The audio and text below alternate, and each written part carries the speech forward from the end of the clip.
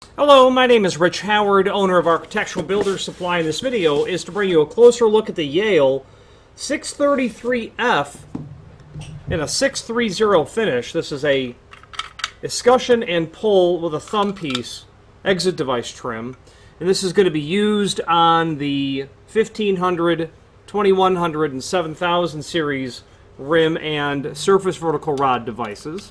And this video will serve as visual evidence of the item, some dimensional evidence. That's what it looks like. Holding it here to the camera so we can see as best as possible.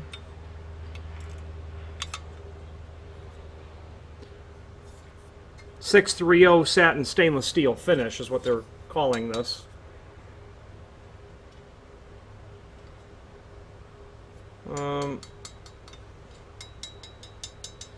This base material is probably zinc, would be my guess.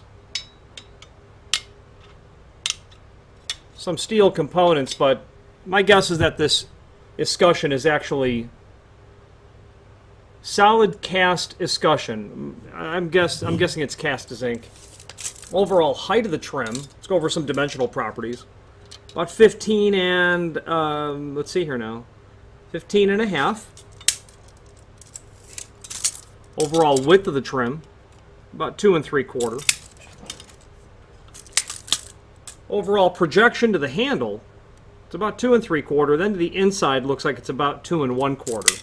Okay, going to have your rim cylinder cup package, which is part assembly 5 down below, housing and cam assembly. Going to have then, of course, the fasteners for installing everything will be included as well. There's a link below this video to the templates and the installation instruction, and let's take a look at the installation instruction. And of course, the installation instructions are included with your hardware.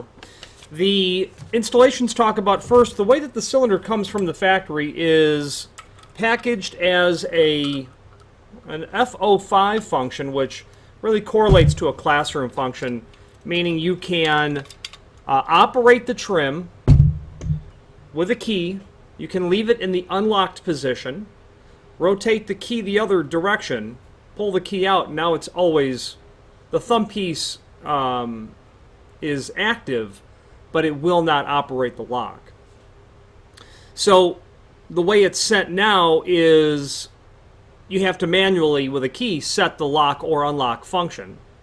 Or you can change it so that every time you want to come in, you must use the key, and the key can only be removed when the key is vertical and the lock is back in the locked position. Okay, it comes from the factory where it's key, you must manage it via a key. Okay, we'll get to showing how that works in a moment. Assembly instructions down below basically talk about how to apply part number 5, the rim cylinder housing assembly. Cylinder housing assembly is what it is, to the unit. The assembly instructions refer to that set screw, that black screw right at the tip of my finger here. And where it's set right now allows the operation of the tailpiece to work so that it will set the lock in the locked position, or you can set it in the unlocked position, and the tipping of that assembly on the back is how that's controlled.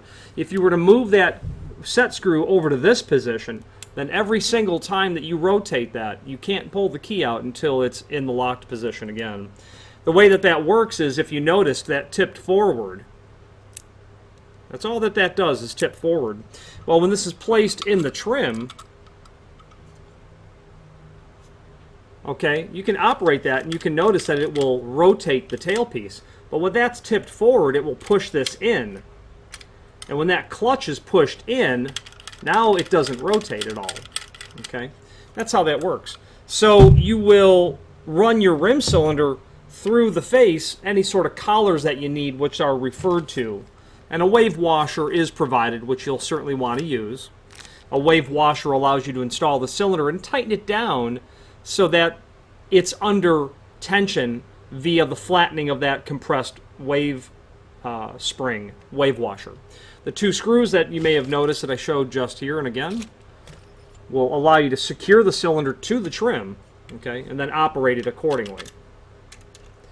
Your function we've talked about. Those screws, again, are to run the device through the door or to the head of the device, depending on what model I suppose you're using with, but you'll through bolt it certainly. The assembly instructions all discuss the position and installation of the cylinder housing assembly, which we've just covered. There's lower left-hand quadrant of page 1, a parts diagram showing how everything goes together. If you have a double cylinder application, you'll have a requirement of a different part, which you would order that as a double cylinder, and therefore the exit device being equipped to accommodate a double cylinder function will include the additional pieces necessary. The right side of page 1, installation instructions, gets into the template, which is page 2 of the device, and you have to make sure that the horizontal and vertical center lines all match up, and then it simply gives you the rest of the preparation that you have to make for the installation from the exterior of the door. The 4 holes for the bolts, the 5 holes. It's nice to do a reality check on these. This, and this, that's 5. Then you've got that long oval cutout that will be really for the body of all of this. And then the 1 hole that will go through the face of the door to the opposite side is going to be for the tailpiece to communicate to the rim or surface vertical rod devices. Refer to the exit device for your center lines, the exit device template for your center lines, naturally, both vertically and horizontal, back set, and then the vertical center line as well. There is a link below this video as well to the templates, which are duplicate information, quite frankly, for a metal door. They have one there for a wood door as well, which is very handy because wood door templates do change when compared to metal door templates. The preparation is different when you're considering those. Available, of course, in all of the common finishes that you're going to find a Yale exit device in. Your brass, your bronze, your chromes, polished, satin, oil rubbed, things of that nature.